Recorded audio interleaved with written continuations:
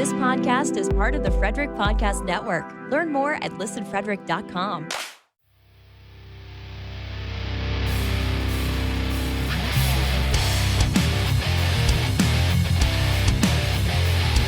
Beers in the Lot is partnered with the Hockey Podcast Network.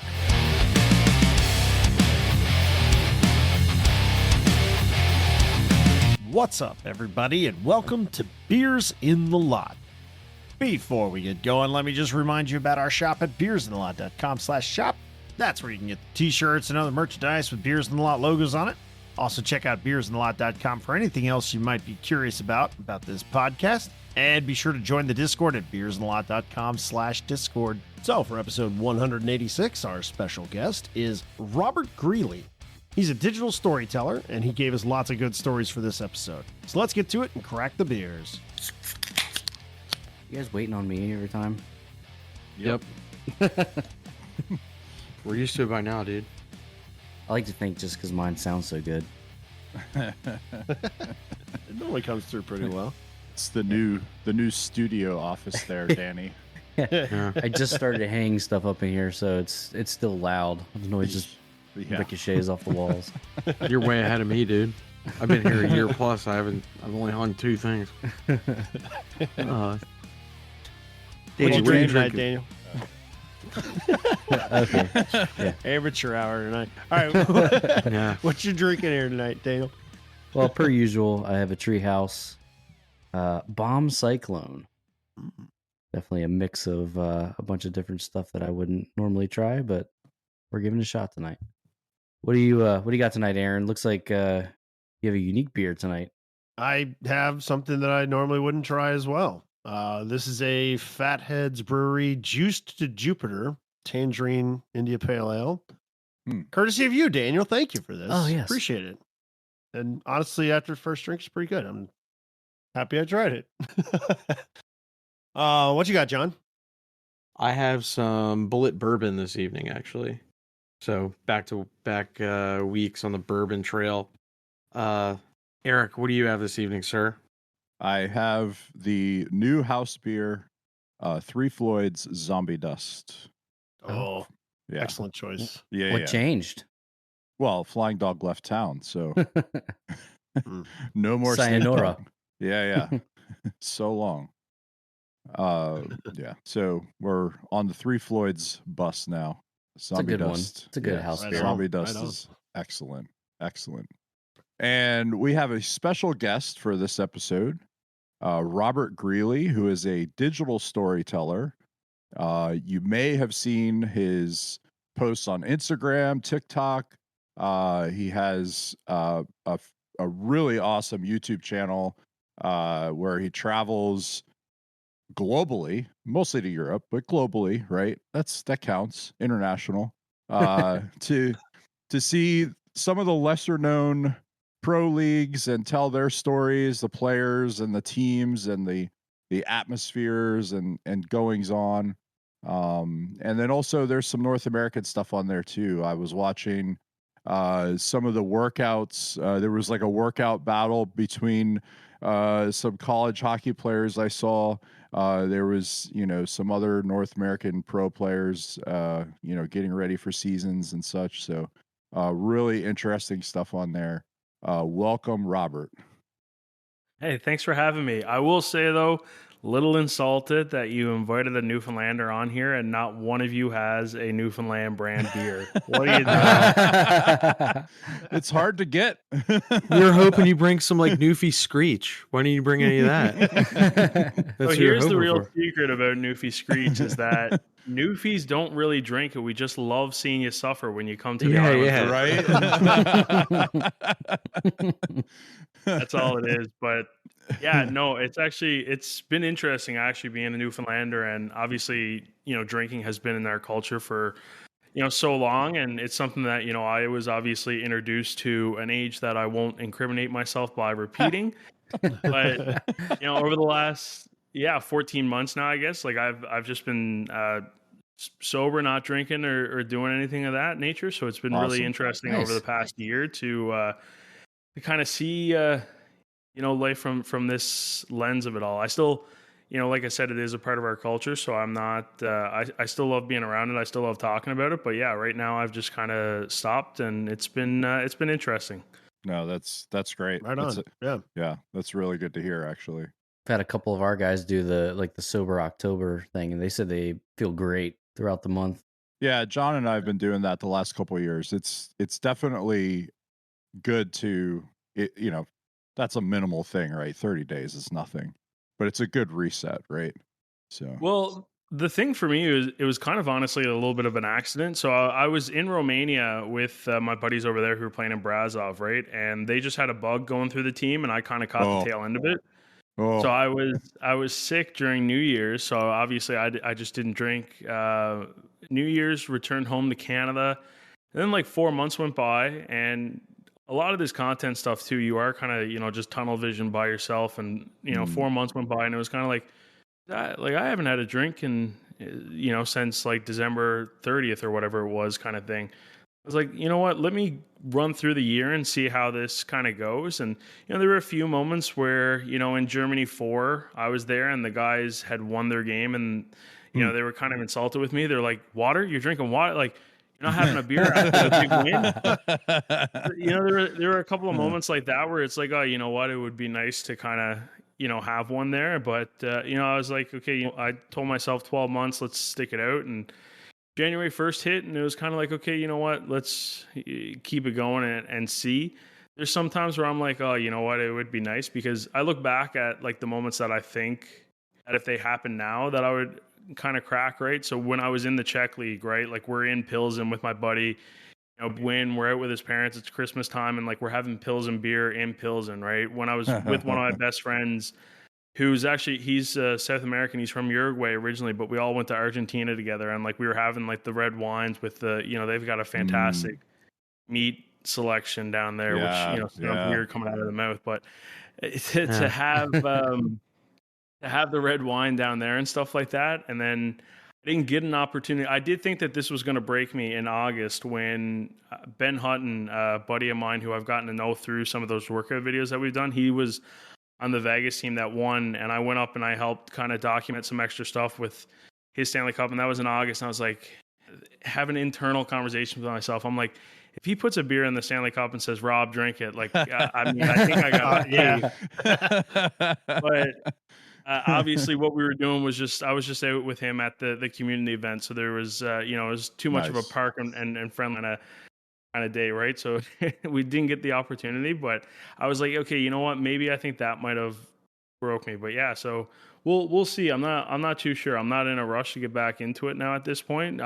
Because now I look at it too as, like I was saying, Newfoundlanders, we are big drinkers, and a night out is easily like a couple $100 for us, like without blinking an eye.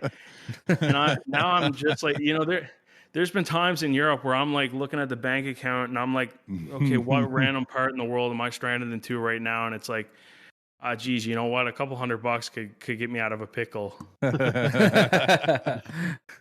So you already mentioned a couple times, when you go on your travels, you're basically hooking up with friends, and then that's what's generating, the content and the content ideas for you and everything.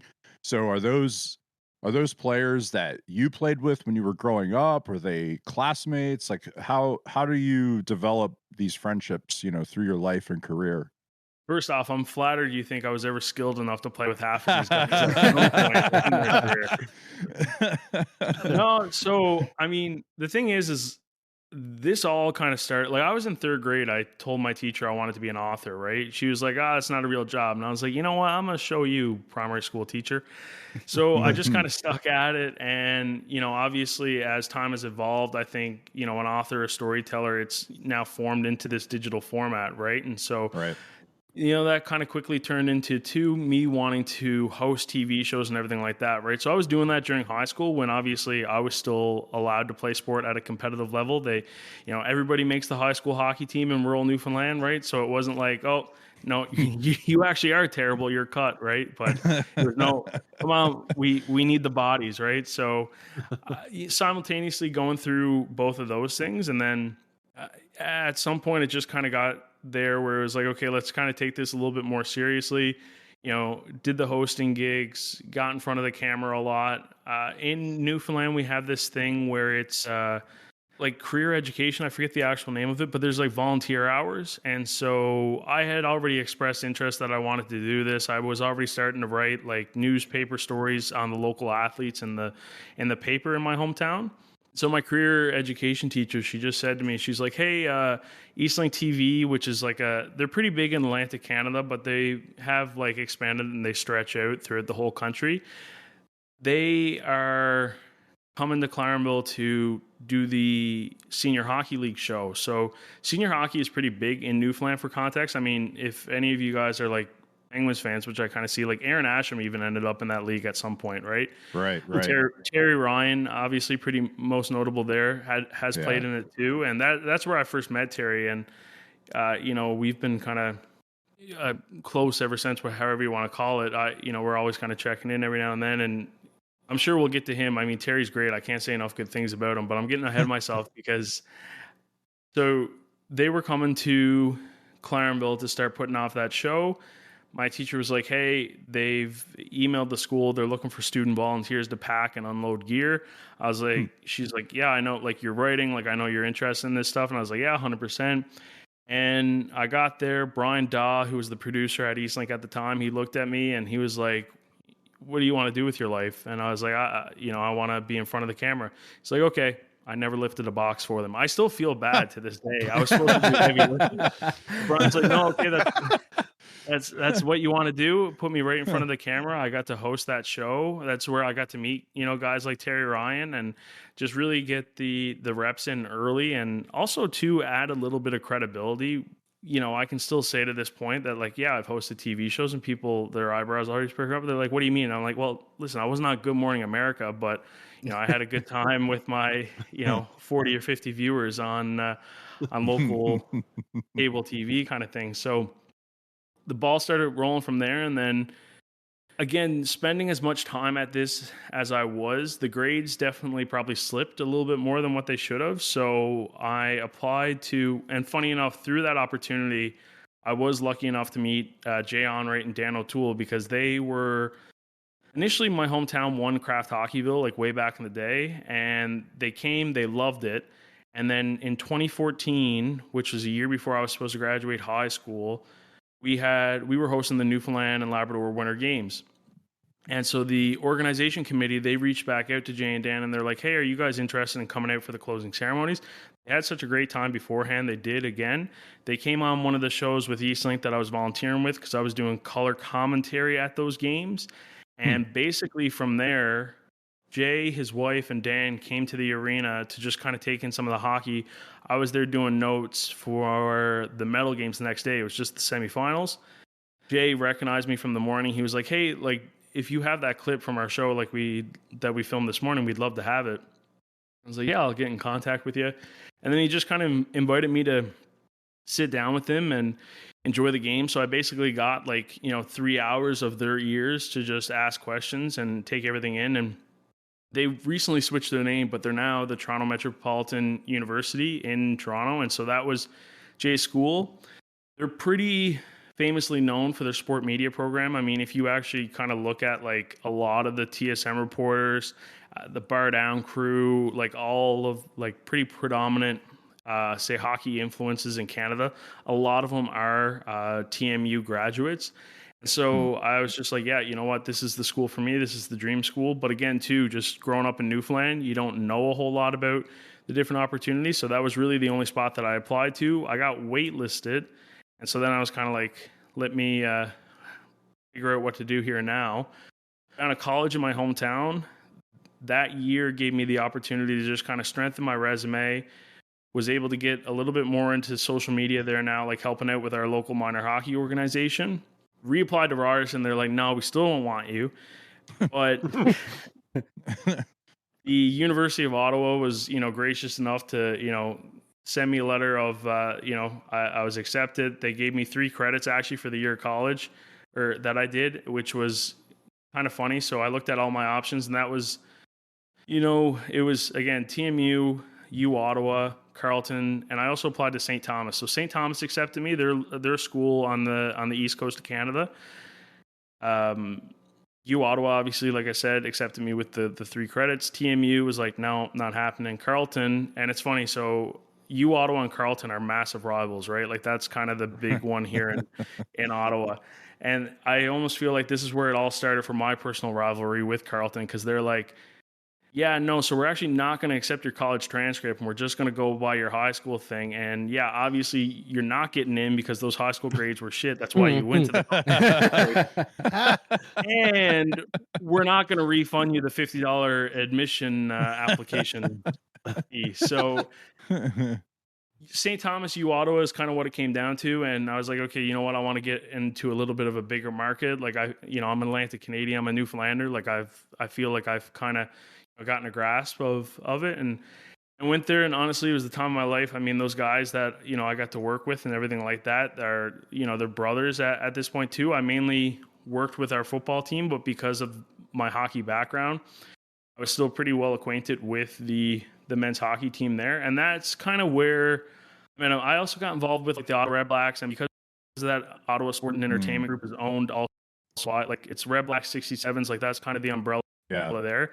And honestly, I was just there at a really good time. Like Packer Metro, the head coach, and still is the head coach at U Ottawa, did a really good job at recruiting that group. So there's 17 graduating guys, right, that all pretty much went on to have like at least like a couple seasons of pro, depending on the level, right? And even the guys that he recruited in later after that 17 graduating class, like Mongo, who's tearing it up in the coach right now still. And so Mongo's doing fantastic. And Nick, who I also mentioned, which is an episode that's coming out in April, I spent a week with him over in Straubing. I mean, he's first year in the Dell League, and he's leading the team as a defenseman in points, right? So sick, yeah. On the U Ottawa side, like they just all had such a great core where like those guys went on to keep playing. And then the Ottawa 67s team, I mean, Marco Rossi, top 10 draft pick, Jack Quinn, top 10 draft pick, Evan Ball, regular with the New Jersey Devils, Graham Clark, second round draft pick for the Devils, got up finally this year and is still in that organization. Noel Hoffenmeyer's got his pro deal with Edmonton, is a regular on Bakersfield right now. Ty Fellerber's in the AHL with Nashville. Sasha Shemilevsky, he was represented in America at the World Juniors, but he's a KHL All-Star over in Russia. You've also got Mikey DiPietro, who's now found a new home in Providence with the AHL team. And I still feel like, even though I almost went down through everybody, Matt Maggio as well too, who was leading the OHL after he got traded to Windsor.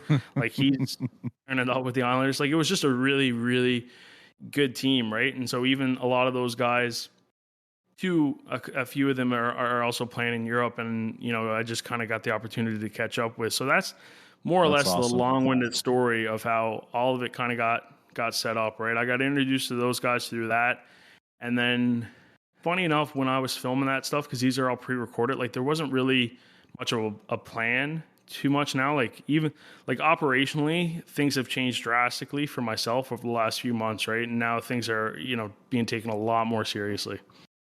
Nice. Well, we usually have no plan, so we can relate. We just get on open beers and wing it usually. I mean, I'm a fan of that too, honestly, though. Like, I do think there is something to say about just, the over planning and everything like that. At the end of the day, for me, the only reason why I'm looking at it is because now I'm just recognizing, like, okay, let's do these few things to give me less of a headache. Also, so I can offload some of the work with like, taking on editors. And so they don't, the reason me and Braden were kind of going back and forth, who, is the guy from St. John's that I've had helping me out with a few episodes now. And I opened up like the files from my time in Strasbourg in France too. And I'm like, dude, don't worry about it. I got this one because I don't even know what in the world this is right now. Right. So that's kind of the process, because for me, it's easy, right? I was there, I experienced it. I'm like, yeah, I know these things. But when you hand it off to somebody else and they're just looking at it, they're like, what is this, right? So that's kind of why, to get a little bit more strategic with that and really utilize his time as well too, because he's really talented with just the video editing and that aspect of it too, right? So like, obviously, like, what would I rather have him do? Sift through my footage and bullshit for 3 hours, or an actual like planned, like, okay, here's our here's the 100 clips that it is. This is kind of the framework of the story. Go to town, really edit this, and spend 3 hours just purely editing what he is so good at, right? And I mean, I think it's a no-brainer. I know the one thing that always like is kind of a common theme in a lot of your videos, whether it is some of the, you know, like beef broth in Scotland and stuff, and some of the import rules in the Elite League and all the other leagues, you really kind of tie in somewhere in the video the life experience of just hockey overseas or hockey in that specific market for that team.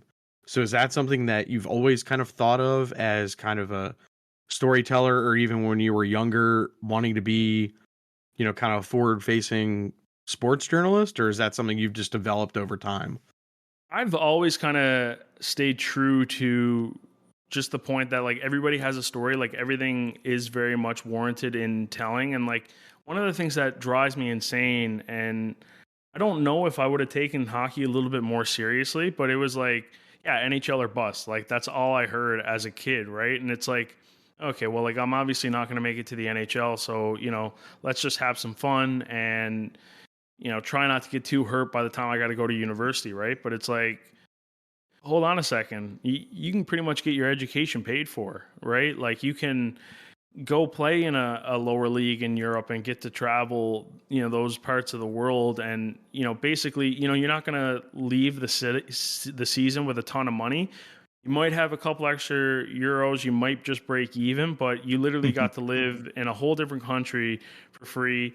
And I mean, the other thing too is, especially with like, you know, social media and the opportunities there, you're also seeing a lot of different athletes be able to create a whole other revenue stream for them with their, you know, marketing themselves throughout the time and showcasing their experience as well too, right? So I think that's kind of like where that all comes from, is that no, like all these things are like important to tell and like are unique to tell, and it's not, you don't have to be playing at the highest level to look back at your hockey career and say it's a success. I mean, I didn't accomplish anything in the sport as an athlete. I mean, a couple Newfoundland medals, you know, some good stories and everything like that from like the performance side of it. I look at my hockey career as a huge success because, I mean, again, like never was I the best athlete, but sport in and of itself, because of what it inspired me to do, has taken me to over 20 countries. It's gotten me to a point where, like, I still think it's crazy that anybody comes up to me and wants to talk to me about my job and what I do, and you know, the messages that I get and people wanting to even chat and pick my brain, right? Like that doesn't happen without sport. And the other thing too is like that is just such a privilege that what I do for a job is something that, you know, people can kind of take time out of their day, get inspired, have entertainment, like whatever it may be, whatever they're watching the video, find enjoyment in it, and then keep watching. And even when they see me in public, just kind of, again, chat with me about, you know, what I've been doing, or, you know, ask for a photo. And like, I don't think that's ever anything I'm going to take for granted. And if I do, I mean, I've completely lost myself in the whole process, right? Because that is special. Because I mean, there are far more people doing far more important things in this world than what I'm doing, and nobody's ever going to know who their names are, or they're never going to have somebody stop them while they're going to the gym and say, hey, love what you were doing here. Like, where are you going next? What, you should do this and that. Right. And so it's just such a privilege. And yeah, it's still tough to really actually put into words when I like sit down and kind of reflect on it. I love the aspect of it's not 100% NHL or bust, because, you know, like I coach, right? And so I deal with kids that are looking at what they want to do after they graduate high school now, right? And, you know, it's not always like, oh, you got to go play juniors, or you have to go play in college, and you have to do all these things. You could just finish out your, you know, your minor hockey career and then, you know, go play club college somewhere or some lower level juniors, and then maybe get an opportunity to go play in another country, like who, like you said, is going to pay for you to live there, pay for you to go to school, etc. Right? It's like there are so many opportunities for that, and I think like the videos that at least the numerous videos that I watched, like it was very evident that like that's a highlight of your content, and I love that stuff because I think I'm actually going to use that with some of the kids. I actually have a personal story tied to that I think I've told here, so I won't go through the whole thing, but I our family took a trip to Australia. We got to see the pro league over there, one game, which was awesome. um After the game, the owner of the club invited everybody out to the sponsor pub, which is, that's typical in the club sport model, right? So we all go, and the players were kind of off in their own area. So my wife is like, we have two, like my son was like 10 at the time, and his good buddy that, we have family friends over there. So his good buddy's like 8, 9 or 10 at the same time. She's like, screw this. I'm going to go get some players to talk to the kids. So she goes over to the players area, happens to bring the 4 North Americans that are on the team over, right? And there's one Western Canadian kid comes over, starts talking to the kids, and he's like, look, I'm here because they're paying for me to finish my undergrad, and I have an offer to go to Belgium in the fall, and they're going to pay for my graduate school, and I could live in Belgium for two or 3 years or whatever it was going to be.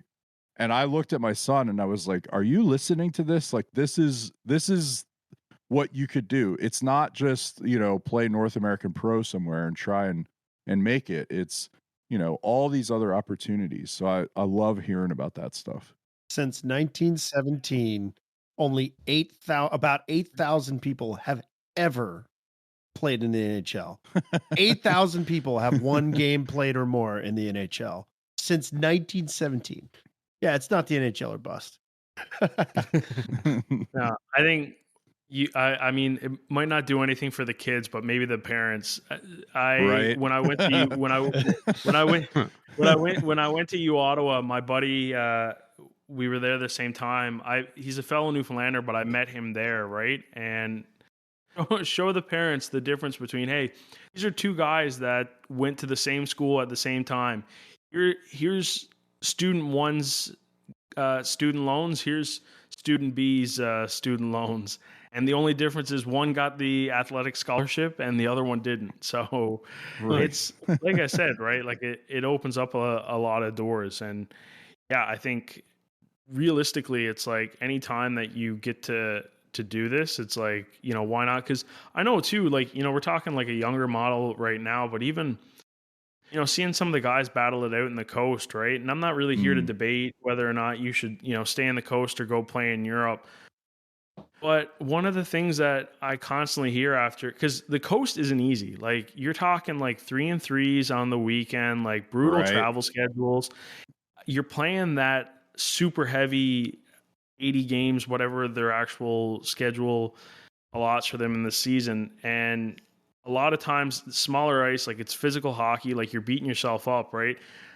I will say I've heard time and time again, it's like, and like I'm finally loving the game again. My body feels great. Like I can go through a full game and, just not be absolutely ruined by the end of it and need like 2 or 3 days off that you don't get, kind of thing, right? So like I said, each individual player, they just kind of got to look at where they're at in their career. And like I said, I'm not here to debate, should you stay in the ECHL or should you, go over to Europe? People have their own inner circle for that. But, if you put it in front of them too, it's like, okay, hey, you got 2 more seasons in the coast or you got 6 more over somewhere in Europe because the schedule's not as intense.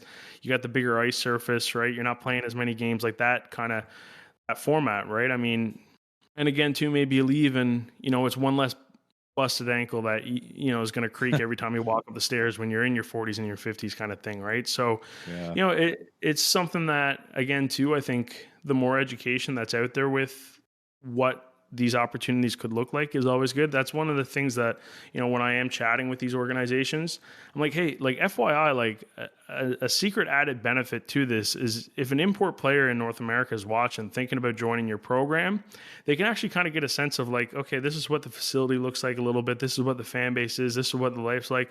Yeah. Okay. Because, a caveat to the con of going over into Europe is some guys go in blind and it's like, holy smokes, this isn't for me. It's nothing against the country, nothing against the organization, but it's like they can't physically, do it, right? And who knows, maybe if they had a bigger sense of what it actually could be like, you just making more informed decisions, right? Yeah, that's always a common story, right? For guys that are going over the first time. I know, like the first year of the podcast, we had Ryan Minkoff on, who is a pro player agent. He does a lot of work with guys that go over to Europe and play for clubs over there. And his story was basically, he played high level college club in the States, ended up in Finland in one of the lower Finnish leagues, and it was a nightmare because he basically had to learn how to be his own agent and advocate over there and figure everything out. He was in a very small town. He wasn't used to it. It was kind of not the best experience for him. And he wrote a book about it, and but then he became an agent. One of his good friends that he made while playing over there was good enough to continue playing and move up in levels in the European leagues, and he basically became his agent and started his career that way. And I think like that story is, again, it's very common that nobody knows really what's going on and what is the lifestyle like, what changes potentially do you have to make or not make, or maybe it's going to suit you better to go over there. That all that they're unknowns, and it's again because the North American attitude is if you're not playing NHL or you don't have a chance to play NHL, then like you're nothing, right? And I think that's a shame. Well, I mean, this is the next video that's coming out in Strasbourg, and I've been cutting through that, right? And it's literally like it's little things too that you don't really think about. And mind you, when I tell this story here now, like it is such a harmless interaction. It's just funny to look at and just show you some of the friction of like playing in a spot where you don't speak the language, right? Like my buddy over there, he doesn't speak French, right? So he's looking at his equipment manager and his feet are killing him. And he's just like, hey, Bert, have my new skates gotten in yet? And he's like, you want to order skates? And he's like, no, the ones that we've ordered, are they in yet? And he looks at his roommate who sat next to him, and he's just like, basically in French, he says, what's this guy saying to me?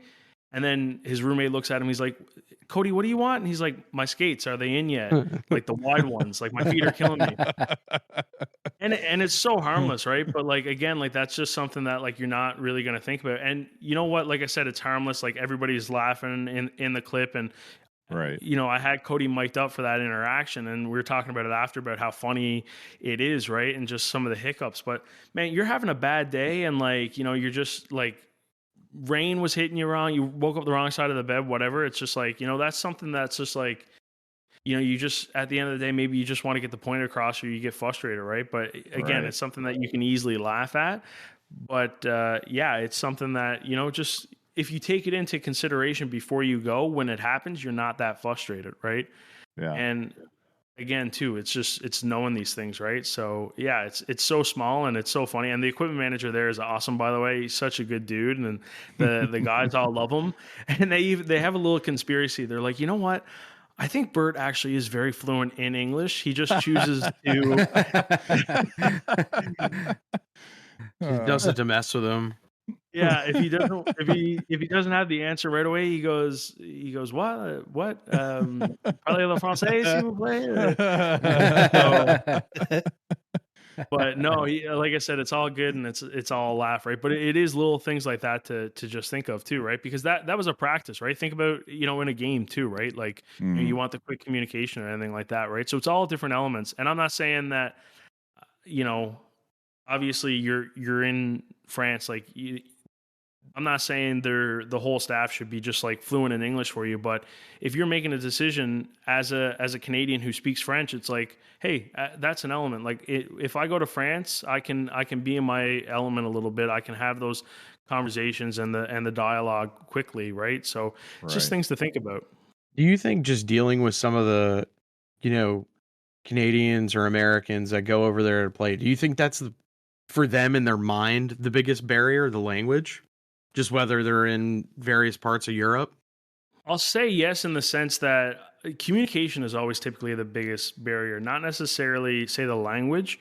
I think sometimes it's miscommunication on certain things, which tends to be the biggest barrier and the problem, right? Because some of the times too, it's just like communication of the proper deals and like what you're actually signing up to go there for and like what the agreements are. Because sometimes you get there and it's like, oh, well, hold on a second. All of a sudden there's a fee for this now. Well, that's coming out of my salary. That wasn't discussed beforehand, or, like various bunch of things where it's like, oh, and I'm not saying any of these things happen, but it's like, oh, I have a team car. Wait, no, it's a shared team car.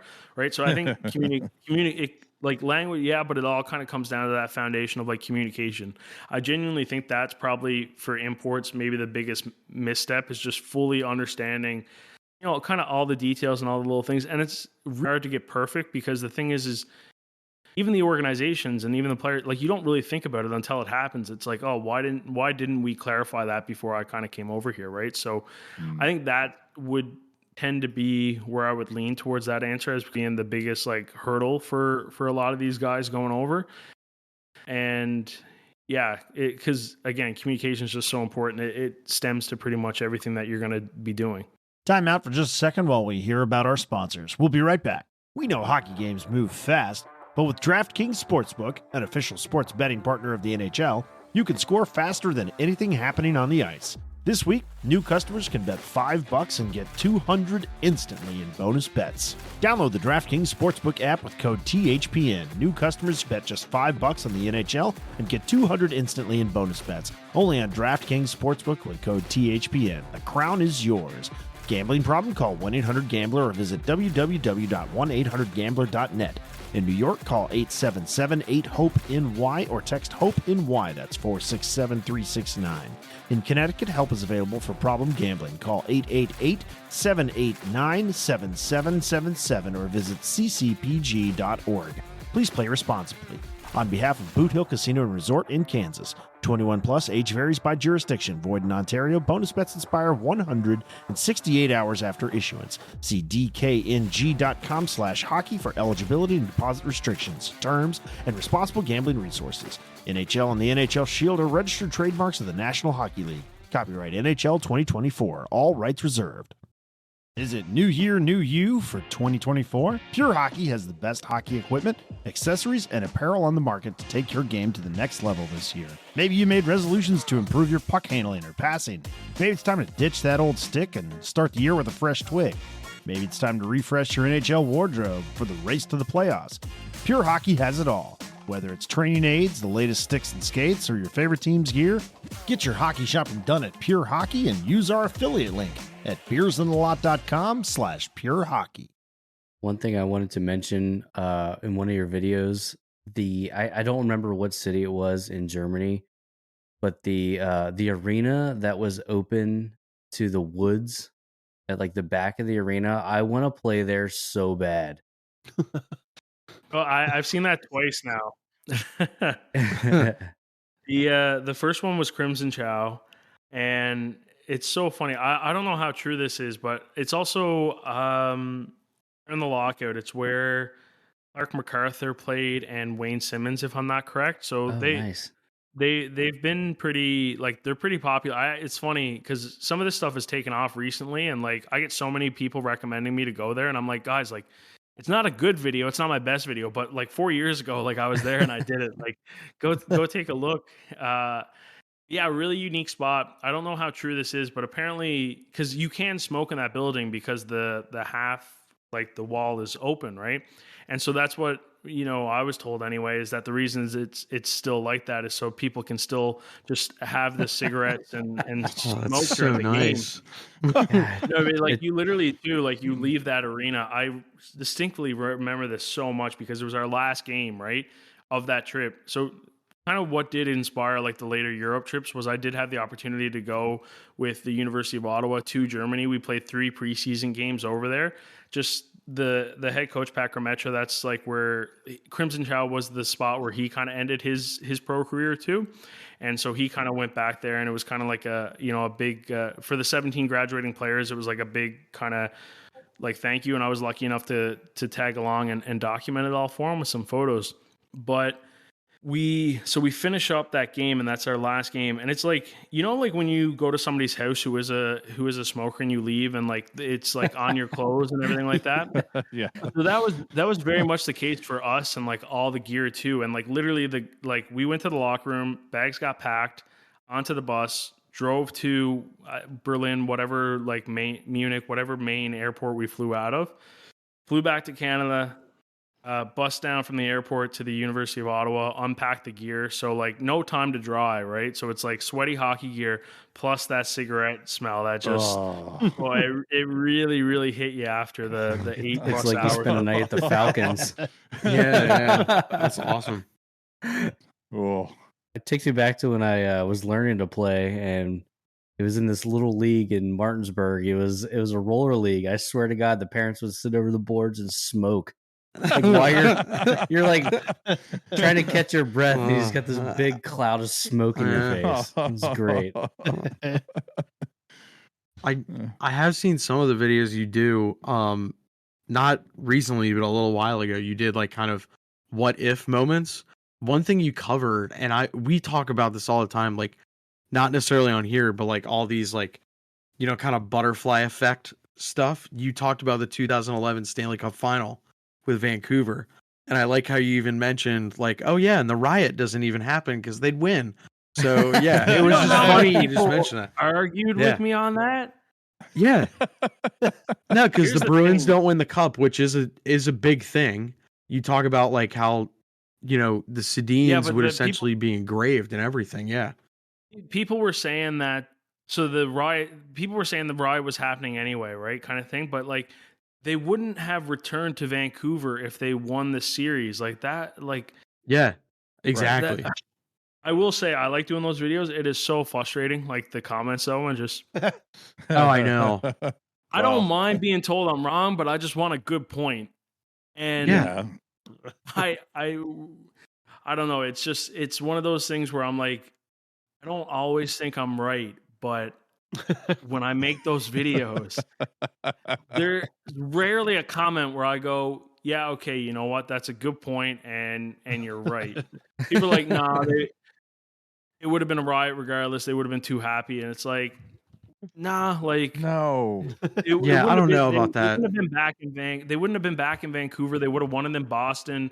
Yeah, there definitely would have been like some parties on the streets in Vancouver, but like it's not getting that rambunctious by no means. I mean, yeah, that's You think that guy and the chick would have still kissed? Oh yeah, the photo. Probably. Yeah. They would have. Influencers, Yeah, no, dude. They were around. Yeah. so yeah, it's because I don't know. It's I could go on about just like I'd love for like good conversation, right? But like even here's 3 things that the NHL could do to, fix their game, like that little hook. And it's like 3 points, right? And it's like, listen, it's funny actually. The one that got the most heat was the second one where I said like, hey, like in France, like when a penalty happens, like they actually put that penalty up on the scoreboard in the stadium so like fans in the Right. building can understand it.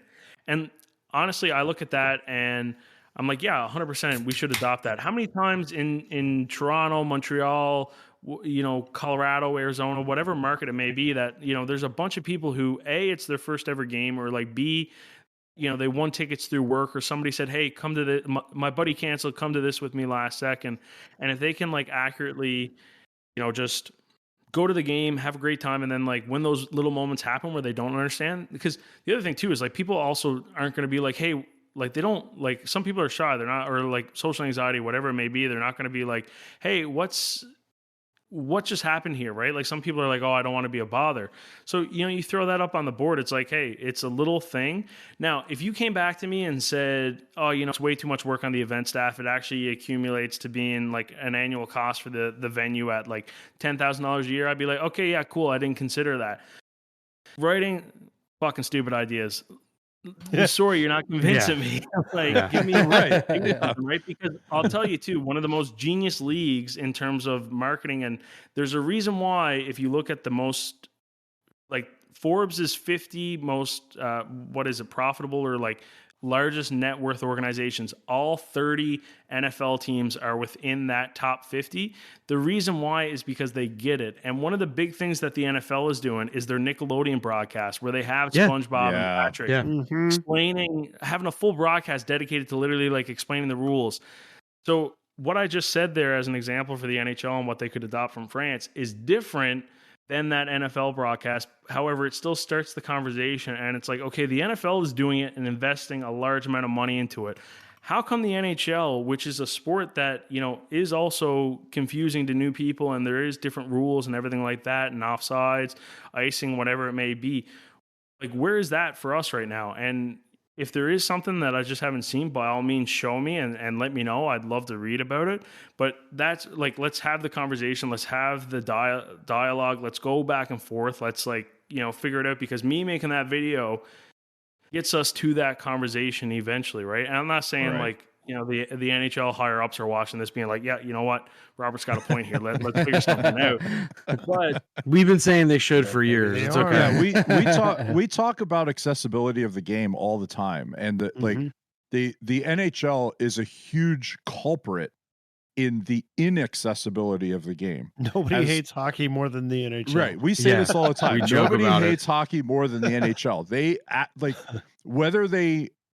whether it's intentional or not, they actively work against growing the game. Despite all their growing the game initiatives, they actively work against it by not doing simple things like, hey, in the arena, require all of the teams to put up that little card on the jumbotron or the screens or whatever, and explain like, oh, the puck went down to the other end, that's icing, that's why play stopped and the face-off is down here now. Instead of like you mentioned, like some guy brings somebody because he has an extra ticket, usually they explain it incorrectly. First of all, even though they're supposedly the quote unquote more experienced hockey person, right? They'll explain things incorrectly, and then that person is set up for failure from the get-go, and they don't understand what's going on, and it's not good. You're not growing the game. Like I had something recently with a buddy of mine who I was talking to this past weekend. He said that hockey was one of the funnest games he's went and saw like live, but he didn't know what was going on. Yeah. He was like, it was so fun, just like up and back action, but like I couldn't tell you what offsides was. I couldn't tell you what icing was. Like we go to a game here, at least in the DC area anyway, and lots of places in the States, and you could say with certainty that 80% of the people in that entire arena have never, ever laced up a pair of skates. Like they have no idea what's going on. And I think that you touched on a really important point there, Robert, is that new fans are born at arenas, not on TV. Correct. Like you go to a game and that's where you really experience hockey, and you can really feel and see how skilled these players are, and you want to see more of it. So I think you're hitting it nail on the head there with we got to teach people what's going on. I mean, just basic stuff like that is so important.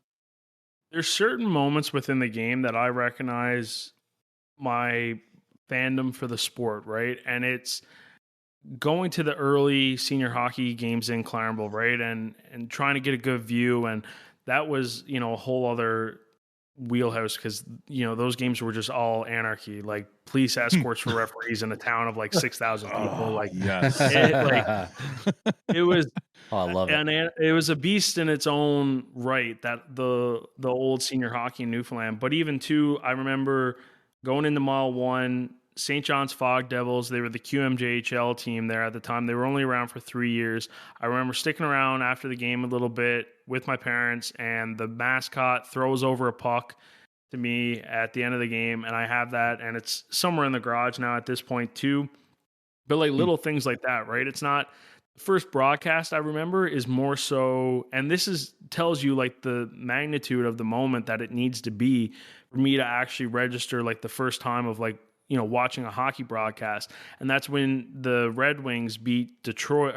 Red Wings beat Pittsburgh in the Stanley Cup final, and Danny Cleary was the first Newfoundlander to ever win a Stanley Cup, right? And that was 2008, so I'm like 11 at the time kind of thing, right? And that's not 5 years old. That's 11, like you kind of got some of your interest down pat at that point too, right? And so the reason why that's a memory for me is because I had those early moments in the rink or whatnot, like way back more so, because I think QMJHL story would have been a little bit more recent than the old senior hockey days. But like that's the thing. And even now, how many games have I watched this year? I'm of the, like, I don't have a TV, I don't have cable, I have DAZN for the NFL season.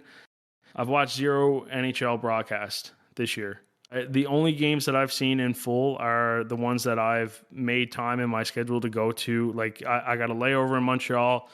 Canadians are playing the Kraken tonight. Perfect. Like let's go watch it. Like Easter weekend's coming up. I'll be able to see the Kraken and Vancouver play because there was like, I'm very strategic. So Friday, I'll fly to Montreal, the Laval Rocket play. Okay, boom, I get a game in there. I get a video there.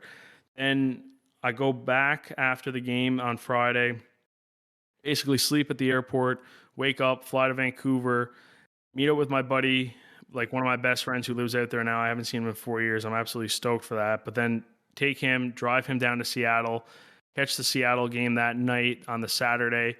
Then we drive back after that game. On Sunday, Vancouver plays at lunchtime, and then I go to that game, go to the airport, 10 p.m. Sunday, fly back, land back into Montreal Easter Monday at like 10 a.m., which basically allots like 3 games, 3 days kind of thing. I don't have to, make any accommodations with anything else that I have.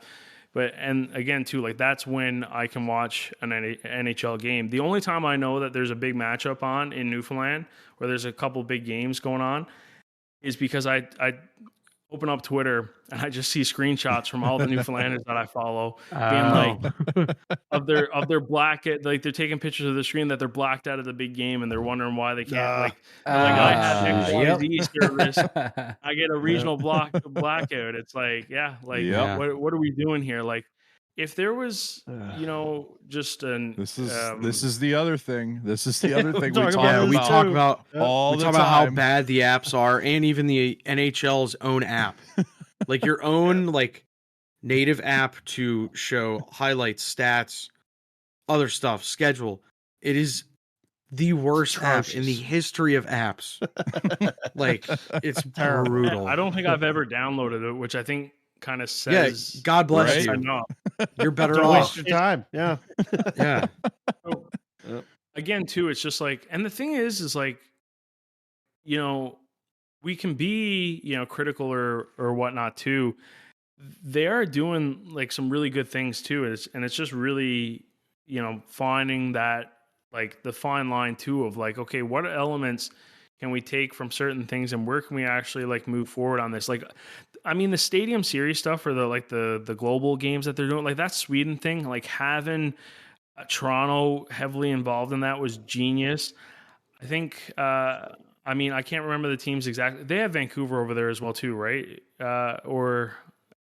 It was Toronto, Detroit, Vancouver, Ottawa, Detroit, and Toronto. And obviously like Patterson. Yeah, Minnesota went too. Yeah. So like just teams with like a really good history of like Swedish hockey and everything like that. I mean, I got to go over to Sweden a few months after that, and like Vancouver is still pretty, you know, Vancouver, Toronto, they're still pretty big presences in Sweden, right? So like that was genius. I mean, William Nylander was like, you really do see how big these guys can get basically in terms of like fan reaction and everything like that, because that's a whole other element of this thing too, right? We're talking about the game and like the global superstars, and like it takes a lot to be a star in hockey noticed in any other country than like Canada and the US basically. And like even the US, you know, there's definitely that debate of depending on the market, like you can pretty much walk around your town and be fine, right? Yeah. You even there's a lot that kind of supports this from my viewpoint anyway, that I look at is like, okay, the most top 10 like followed NHL players, right? There's always, and this is more so on the Canadian marketing side, because I will say like the players coming out of like the US, like the NCAA guys, like they're really putting together like some really good social content, and they do seem to be making that investment into like their personal brand. I think Canada, we're still lagging behind a little bit on that. But when you look at like the top 10 most followed NHL players, don't get me wrong, there's a couple exceptions, like Connor McDavid's number 2 as a Canadian in a Canadian market. But like the rest of the top 10, aside from I think a couple other ones that I'm forgetting, are either Canadians who play in America, in a big American market, right? Or they're Europeans at the top of their game as well too. Like there's a lot of Europeans within that. Like the most followed NHL player is Alex Ovechkin. He doesn't really use Instagram, but he's a top player. He's got he's been in Washington forever. He's been a top player in the league, and he's also got like all this like Russian fan base, right? And you also see it with, there's a lot of Swedes in there as well too, right? So it's like a lot of the times too, we really need to look at, okay, how can we elevate personally the personal brand and the faces of our, because there's people who don't care about the NBA, but they care about anything that LeBron's going to do, right? Right. So it's Not John. Not me. I kind of just want to say I like the series that you do with like going to the different games and different buildings, and the budgeting of the games. And I just kind of want to know, because my wife and I have always talked about like when we retire, going to see a game in like every building that we can. And do you have anything coming up that you're going to go to, or anything you want to go to? Yeah, well, it's funny. I actually do have like a running bucket list of just sporting events that I want to get to in the world. And so, mind you, too, like a long-term goal for me is, I recognize like hockey and like the ceiling that it has, right? And where it is right now as a global sport, like there is only so far that I can go. So I do want to turn this stuff into eventually, you build the foundation, and it's a sports network, right? So we're going to all different kinds of things around the world and showcasing athletes from whatever sport it may be and anything like that. So there's a lot of like, dream world, like, going to Wimbledon, like the cheese rolling event in England, like doing all kinds of fun stuff like that. So again, like I said, I got to put in my like pay the dues kind of thing with like, just kind of keeping consistent with one sport and building a foundation there, and then really strategically, again, expanding. But in terms of like hockey games, I mean, I'm really trying to work now with, and I got to be careful because some of these things are like still in the works, but it's like, I'm still like, because the other thing too, I like, and to be fair, I should say, because I am one of those that like, if I put it out there, like I do want to make sure that it happens, right? So it's anything with the World Championships and everything like that. I mean, Spangler Cup is definitely one on the list that I got to keep an eye out as well too. And then again too, it's not so much with the NHL stuff of like, where can we do this? Is just kind of like, how can we do it like bigger and better, right? Like, how can we make it a little bit more fun? And so I don't know when this comes out, but hopefully all goes according to plan in Vancouver. When we go to the Canucks game, like I'll have my buddy there. He's super keen. I don't think he's actually ever been to a hockey game in his life. Like he's not by all means like a hockey fan, right? But he's just down to, I mean, I love the guy. Like he's just always down to just kind of help me. And, you know, I haven't seen him in 4 years. And like just the once I confirmed that I could come out, like the text of like, okay, what do you need? Like, how can I help? What are we going to do? And he's like also too, he's great on camera, like in the sense that the reason I say that isn't because he's like, you know, great with the camera. He just has such a lively personality and genuinely, like any one of you guys who walk into the room with him and you immediately be like, yeah, I love this dude. Like he is unreal. And so hopefully with that added individual, because most of the time I'm by myself when I'm doing these things, especially the ones in the NHL rinks. So we'll do like a $1 versus like $100 Vancouver Canucks. So I found this great blog post. I wish I could remember who wrote it and give them credit where credit is due, because they went and wrote this great blog post. I will link it once my video comes out, of where like all the concessions and all the prices for every single like avenue that the Canucks have. And so what we're going to do is basically we're going to compete with different challenges, and whoever wins gets to have the expensive item at that specific like venue thing, and whoever loses gets the $1. And then we'll go through the comparisons and basically run through like the whole stadium there. So that's like a whole different element that I haven't been able to do, because I can't really do that I could do that by myself, but I don't want to eat all that right? Be by myself. Like you do kind of need that second hand. And it just, again, too, like, you know, you're laughing as I'm kind of going down through the process, right? Like it's a funnier storyline as well, too. Like two best friends competing, like who gets the good food, who gets the crappy food. Right. Is the crappy food really that bad? Is the, you know, maybe the better food? Holy shit, what a ripoff this is. Go for the other one, right? So you already started promoting a little bit, like go to the YouTube channel, subscribe and sign up, you know, click the bell and the whole thing. So you might as well hit everything else. Tell people where to find the videos, where to find you on socials, all that stuff. I almost don't want to tell them. Only find me on YouTube. Like genuinely, like there's like no other platform pays Canadians, right? Like I don't make money from the TikTok, right? Like oh wow.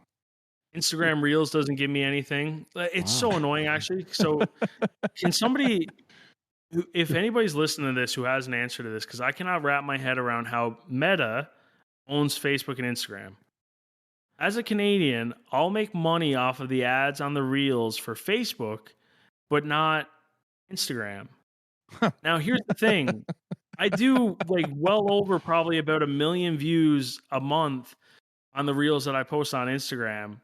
I probably only get like 200 views on the ones that I post on Facebook. So it's literally, I love it when Meta sends me the invoice being like, you just got paid, and I open up the document and it's like, yeah, 2 cents. Here you go. for a month's work. Yeah, it's but no, I mean it's Robert Greeley on pretty much anything. There's an extra Y at the end because some guy had the Instagram handle before me. Is what it is. He's an imposter. Rob, to kind of close out our question to close out every guest is, so kind of where we're at, we have like Sheets, which is a late night. I mean, it's a gas station, 24 hours, but you can get made to order subs, fried foods of all variations. It's a spectacular establishment. So if it's like late at night where you're at, what's kind of your go-to late night meal? Like maybe let's say you got to edit a bunch of stuff. It's late. You're like, I'm starving. I'm going to go here, get food. What are you getting? What's That's your meal? So funny.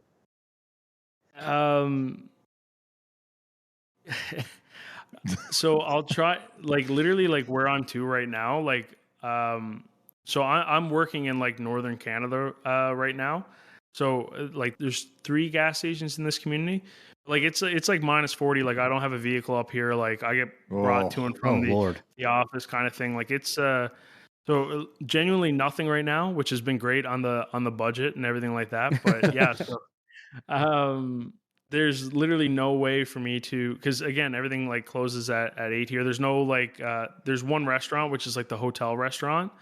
And so, yeah, you really actually can't get anything right now. And even too, like even when I was in Clarenville, like growing up, like that was a thing too, right? Like everything we have one gas station now that's open 24 hours, but it's funny to hear. Sorry, and I'm not trying to like go on this whole thing, but it is funny to hear that question. And growing up where I'm from, it's like it's just wasn't really an option, right, until later in life. But